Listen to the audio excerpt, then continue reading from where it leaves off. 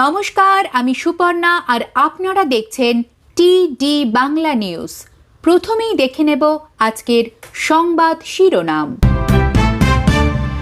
তীব্র ভূমিকম্পে কাঁপল Russia, tsunami সতর্কতা জাপান আমেরিকায়।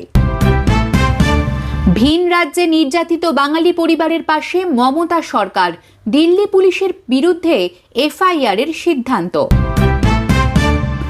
রাশিয়ার ভূমিকম্প কি 14,300টি পারমাণবিক বোমার সমান? 8.8 মাত্রার ভূমিকম্পের শক্তি কত জেনে নিন। জারি রেড অ্যালার্ট, ক্রমশ ফুঁসছে তিস্তা, ঘুম উড়েছে স্বদেশ মনিকাদের। দলীয় চেয়ারম্যানের প্রতি অনাস্থা, পদত্যাগের দাবিতে জেলা শাসককে চিঠি তৃণমূল কাউন্সিলদের। ভারতকে চাপে ফেলতে এবার ষড়যন্ত্রের পথে ডোনাল্ড ট্রাম্প, খেলা ঘোরাতে পারবেন মোদি। নির্বাচনে জিততে ভয়ঙ্কর অপচেষ্টা তৃণমূলের, সর্ষের মধ্যেই ভূত, ধরে ফেললেন শুভেন্দু। মমতা বীরভূম ছাড়তেই ফের গোষ্ঠীদ্বন্দ্ব, কেষ্ট বনাম কাজলের লড়াইয়ে আক্রান্ত কর্মীরা। ক্ষমতা থাকলে বাংলায় দুটো নাম বাদ দিয়ে দেখাক অভিষেক, এসআইআর মানে কি দিলেন ব্যাখ্যাও। চাঁদা তুলে 20 লক্ষ টাকা দেব, রাজ্য ছেড়ে পালান, নারী সুরক্ষা ইস্যুতে মমতাকে শুভেন্দু। ঘাটাল প্লাবিত, তবু মাস্টার প্ল্যান নিয়ে আশার আলো দেখাচ্ছেন দেব, কি বললেন সাংসদ। প্রিয় দর্শক, এবার আসছে বিস্তারিত খবরে। বিশ্বের ইতিহাসে অন্যতম শক্তিশালী ভূমিকম্প, গত 1 দশকে এমন ভূমিকম্প দেখেনি রাশিয়া। সারা বিশ্বে এমন মাত্রার ভূমিকম্প ঘটেনি ইদানিংকালে। প্রশান্ত মহাসাগরের নিচে ভয়ঙ্কর কম্পন, ভোর রাতে ভয়াবহ ভূমিকম্পে কেঁপে ওঠে রাশিয়া, আর তার জেরে সুনামির আশঙ্কায় কাঁপছে প্রশান্ত মহাসাগরকে ঘিরে থাকা একাধিক দেশ। আমেরিকা থেকে রাশিয়া উপকূল, জাপান থেকে হাওয়াই দ্বীপপুঞ্জ, চীন থেকে নিউজিল্যান্ড কাঁপছে আতঙ্কে, ফুলে ফেপে উঠেছে সমুদ্র। ইতিমধ্যেই সুনামি আছড়ে পড়েছে জাপানের হোক্কাইডো, আমেরিকার আলাস্কা এবং হাওয়াই দ্বীপপুঞ্জেও।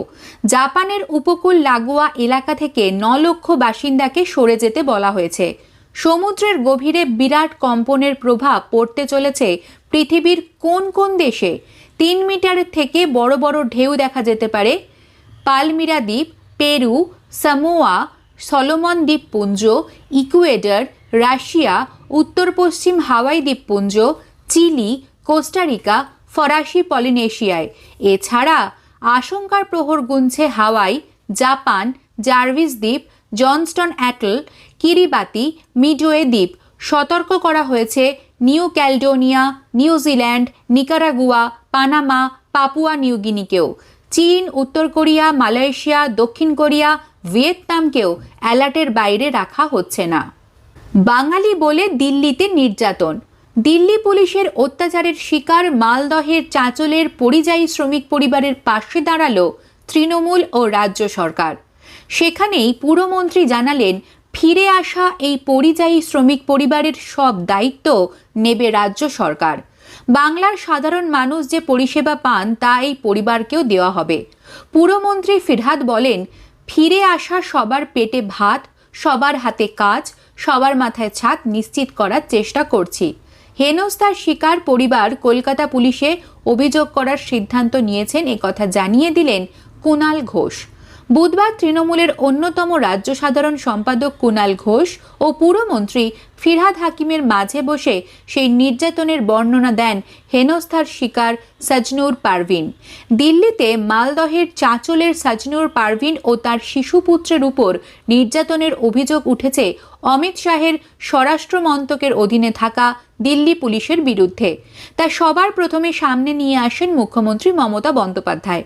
সামাজিক মাধ্যমে একটি পোস্ট করেন তিনি। সেই তথ্য ভুল বলে দিল্লিতে একটি মামলা করা হয়েছে। সেই মামলা যে রাজনৈতিক উদ্দেশ্য প্রণোদিত তা সাজনুরের বয়ানেই কার্যত স্পষ্ট। সেই মামলার বিরুদ্ধেও পাল্টা মামলা করা হবে বলে জানিয়েছেন ফিরহাদ। মুখ্যমন্ত্রী মমতা বন্দ্যোপাধ্যায় পরিযায়ী শ্রমিকদের রাজ্যে ফিরে আসার বার্তা দিয়েছেন। তারা ফিরে এলে জব কার্ডের মাধ্যমে কাজ দেওয়ারও কথা বলেছেন তিনি। সেই সুর ধরেই ফিরহাদ হাকিম বলেন, মুখ্যমন্ত্রী বলেছেন একটা রুটি থাকলে হাফ করে খাবো, বাংলা ভাষার উপর অত্যাচার সহ্য করা হবে না। কি অভিযোগ সাজনুর? সাজনুর পারভিন মালদহের চাঁচলের বাসিন্দা। স্বামী মোক্তার খান দীর্ঘদিন ধরেই সপরিবারে থাকতেন দিল্লিতে। মহিলার দাবি একদিন 4 জন তার বাড়িতে যান, নিজেদের পুলিশ বলে পরিচয় দিয়ে আধার কার্ড দেখতে চান। খোঁজ করেন মোক্তারের। আধার কার্ড দেখানো সত্ত্বেও নিজেদের পুলিশ পরিচয় দেওয়া ব্যক্তিরা মহিলাকে বাংলাদেশি তকমা দেন।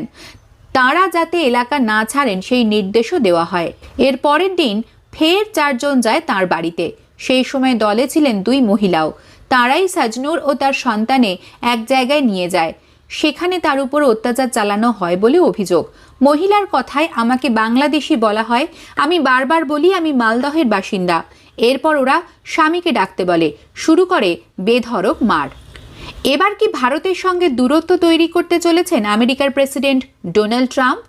ভারত পাকিস্তান যুদ্ধের সময় আগ বাড়িয়ে তিনি যুদ্ধ মিটিয়ে দিয়েছেন বলে যে মন্তব্য করেছিলেন তা ভারতবাসীদের মননে আঘাত দিয়েছিল। যেখানে 2 দেশের আলোচনার পরিপ্রেক্ষিতে এই যুদ্ধ থেমেছে, সেখানে কি করে ট্রাম্প ক্রেডিট পান? এই প্রশ্ন অনেকেই তুলতে শুরু করেছিলেন। আর তার মধ্যেই এবার সেই ডোনাল্ড ট্রাম্প যে ইঙ্গিতপূর্ণ মন্তব্য করলেন, তার ফলে প্রশ্ন উঠছে যে তাহলে কি এবার বাড়তি শুল্ক চাপাতে চলেছে ভারতের ঘাড়ে? কিন্তু যদি সেরকম কোনো ঘটনাই ঘটে, তাহলে কি পরিস্থিতির সমাধান করে খেলা ঘুরিয়ে দিতে পারবেন ভারতের প্রধানমন্ত্রী নরেন্দ্র মোদী? আগস্ট মাস থেকেই ডোনাল্ড ট্রাম্পের প্রশাসন নতুন নীতি নিয়ে আসছে, যেখানে নতুন করে চালু হচ্ছে শুল্ক নীতি। আর তার আগেই ভারতের পক্ষ থেকে আমেরিকার সঙ্গে বাণিজ্য চুক্তি করার ব্যাপারে খবর পাওয়া গিয়েছিল, কিন্তু এখনো পর্যন্ত সেরকম কিছুই হয়নি বলেই খবর। যার ফলে যদি সেই বাণিজ্য চুক্তি না হয়, তাহলে কি 1 আগস্ট থেকেই ভারতের ওপরে বাড়তি শুল্ক চাপতে পারে? আর যদি এই রকম কোনো ঘটনা ঘটেই থাকে, তাহলে ভারতের সঙ্গে কি দূরত্ব তৈরি হবে আমেরিকার? এতদিন ধরে 2 দেশের মধ্যে যে সখ্যতা ছিল, বাড়তি শুল্কের বোঝা চাপানোর কারণে কি আমেরিকার বিরুদ্ধে প্রতিক্রিয়াশীল হয়ে উঠবে নরেন্দ্র মোদী সরকার? ইতিমধ্যেই সাংবাদিকদের মুখোমুখি হয়ে ইঙ্গিতপূর্ণ মন্তব্য করেছেন আমেরিকার প্রেসিডেন্ট ডোনাল্ড ট্রাম্প। তিনি বলেন, আলোচনা চলছে, তবে এখনও তা চূড়ান্ত নয়। ভারত আমেরিকার ভালো বন্ধু, কিন্তু গত কয়েক বছরে ভারত অন্য যে কোনো দেশের তুলনায় বেশি শুল্ক আরোপ করেছে। কিন্তু আমি যখন ক্ষমতায় আছি তখন আপনি এটা করতে পারবেন না। আমার মনে হয় বাণিজ্য চুক্তি নিয়ে ইতিবাচক আলোচনা চলছে। আশা করি এটি সবার জন্য, বিশেষ করে আমেরিকার জন্য খুব ভালো হবে। আর ট্রাম্পের এই বক্তব্যের পরেই বিশেষজ্ঞরা বলছেন যে সময়ের মধ্যে যদি ভারতের সঙ্গে আমেরিকার বাণিজ্য চুক্তি না হয়, তাহলে বাড়তি শুল্কের বোঝা চাপতে পারে ভারতের ঘাড়ে। তবে হাতে আর মাত্র 1 দিন বাকি রয়েছে আগস্ট মাস শুরু হওয়ার। তাই আগস্ট মাসের শুরু থেকেই যদি আমেরিকা নিজেদের সিদ্ধান্তে অটুট থেকে শুল্কের বোঝা বাড়ানোর সিদ্ধান্ত নেয় এবং তার আগে যদি 1 দিনের মধ্যেই ভারত বাণিজ্য চুক্তি না করে, তাহলে তৈরি হতে পারে সমস্যা। সেক্ষেত্রে বাণিজ্য চুক্তি না করে কি আমেরিকার সঙ্গে আলোচনার ভিত্তিতে পরিস্থিতির সমাধান করতে পারবেন ভারতের প্রধানমন্ত্রী নরেন্দ্র মোদী? 2 দেশের মধ্যে যে বন্ধুত্বপূর্ণ সম্পর্ক ছিল তা কি অটুট থাকবে, নাকি এই বাণিজ্য চুক্তিকে কেন্দ্র করে শুল্ক চাপানোর যে সিদ্ধান্ত আমেরিকা নিয়েছে তার পরিপ্রেক্ষিতে তৈরি হবে সংঘাতের আবহ? প্রশ্ন তুলেছেন কূটনৈতিক বিশেষজ্ঞরা। 2026-এর বিধানসভা নির্বাচনের আগে বিজেপি বেশ কিছু দাবি নির্বাচন কমিশনের কাছে জানিয়েছে। তাদের বক্তব্য, যারা পার্মানেন্ট স্টাফ রয়েছেন সরকারের, তাদেরকেই বিএলএরও দায়িত্ব দিতে হবে। এক্ষেত্রে তৃণমূল কংগ্রেস অত্যন্ত কৌশল করে জেলার প্রশাসনিক কর্তাদের সঙ্গে আলোচনা করে সেই সমস্ত বিএলওদের জায়গায় তৃণমূলের ক্যাডারদের বসিয়ে দিচ্ছে, যাতে তাদের অবৈধ উপায়ে নির্বাচন প্রক্রিয়া সামাল দিতে সুবিধা হয় এবং তারা ক্ষমতায় আসে। কিন্তু সেই সমস্ত অপচেষ্টা যে এবার তৃণমূল হাজার চেষ্টা করলেও করতে পারবে না, প্রথম থেকেই সেই হাল ধরেছেন রাজ্যের বিরোধী দলনেতা শুভেন্দু অধিকারী। রোহিঙ্গা মুক্ত এবং অনুপ্রবেশকারীদের বিতাড়িত করে এবার ভোটার তালিকা সংশোধনের দাবি জানাচ্ছেন তিনি। আর এবার নির্বাচন কমিশনের কাছে তৃণমূলের অপচেষ্টাকে রুখে দিয়ে সর্ষের মধ্যে থাকা ভূত উদ্ধার করে বড় দাবি করলেন রাজ্যের বিরোধী দলনেতা। 2026-এর বিধানসভা নির্বাচনের আগে বিজেপি ক্রমাগত তৃণমূলের ওপর চাপ বাড়াচ্ছে। তাদের একটাই বক্তব্য, ভোটার তালিকায় সংশোধন করতে হবে, কেননা পশ্চিমবঙ্গে তৃণমূলের আসল ভোট ব্যাংক হচ্ছে রোহিঙ্গা এবং অনুপ্রবেশকারীরা। তাই তারা পশ্চিমবঙ্গের ভৌগোলিক মানচিত্রকে বিনষ্ট করছে, দেশের ক্ষতি করছে। তাই সেই সমস্ত রোহিঙ্গা এবং অনুপ্রবেশকারীদের বিতাড়িত করলেই বাংলায় শান্তিপূর্ণ নির্বাচন হওয়া সম্ভব। তবে তৃণমূল এতে কোনো মতেই সমর্থন করছেন না। তাদের বক্তব্য, বিজেপি ইচ্ছাকৃতভাবে সাধারণ মানুষদের নাম বাদ দিতে চাইছে, আর তা নিয়েই দুই দলের মধ্যে শুরু হয়েছে রাজনৈতিক তরজা। আর সেসবের মধ্যে এবার বিএলওদের নিয়ে নির্বাচন কমিশনের কাছে দাবি জানালেন নন্দীগ্রামের বিজেপি বিধায়ক। এদিন রাজ্যের বিরোধী দলনেতা বলেন, আমরা নির্বাচন কমিশনের কাছে দাবি করছি সমস্ত বিএলওদের তালিকা সমস্ত রাজনৈতিক দলকে দিতে হবে, কারণ আমাদের কাছে খবর আছে যে পার্মানেন্ট স্টাফ থাকা সত্ত্বেও তৃণমূল কংগ্রেসের ক্যাডারদের ডিএম এসপিদের সঙ্গে বসে তৃণমূল এই সমস্ত বিএলওদের দায়িত্ব নিতে চাইছে। তাহলে আমরা বুথ ভিত্তিক বুঝে নেব যে পার্মানেন্ট এমপ্লয়ি কোথাও থাকা সত্ত্বেও আপনি তৃণমূলের কথায় পার্মানেন্ট এমপ্লয়িকে করেননি। এই ডিএমরা বিডিওরা এরা ভাবছে আগের মতো হবে, আরিজ আফতাব আছে সব আগের মতো হবে, ধামাচাপা পড়ে যাবে। ধামাচাপা পড়বে না। সঠিক জায়গায় খেলা ধরে ফেলেছেন রাজ্যের বিরোধী দলনেতা শুভেন্দু অধিকারী। বারবার করে এই রাজ্যে দাবি উঠছে যে নির্বাচনী প্রক্রিয়ার স্বচ্ছতা প্রয়োজন, কারণ এই রাজ্যের ভোটার লিস্টে বহু জল ঢুকে রয়েছে এবং যারা এই বিএলওদের দায়িত্ব সামলাচ্ছেন তাদের মধ্যে অনেকেই তৃণমূলের ক্যাডার বলে অভিযোগ উঠেছে।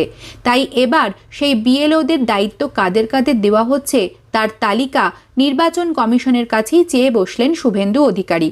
আর তার এই দাবির পরিপ্রেক্ষিতে এই তালিকা যদি সামনে আসে তাহলেই স্পষ্ট হয়ে যাবে যে বিএলওদের দায়িত্বে কারা বসেছে। সেক্ষেত্রে যদি সমস্ত নিয়ম ঠিক থাকে তাহলে কারো কিছু বলার নেই, কিন্তু যদি সেই জায়গায় তৃণমূলের কোনো ক্যাডার পার্মানেন্ট স্টাফ থাকা সত্ত্বেও এই দায়িত্ব পায় তখনই চেপে ধরার সুযোগ পেয়ে যাবে বিজেপি। তাই নির্বাচন কমিশনের কাছে সেই তালিকা দাবি করে সর্ষের মধ্যে যেভাবে ভূত লুকিয়ে রাখা হয়েছে তা উদ্ধার করে তৃণমূলের অপচেষ্টাকে রুখে দেওয়ার সমস্ত প্ল্যান রেডি করে ফেললেন রাজ্যের বিরোধী দলনেতা শুভেন্দু অধিকারী।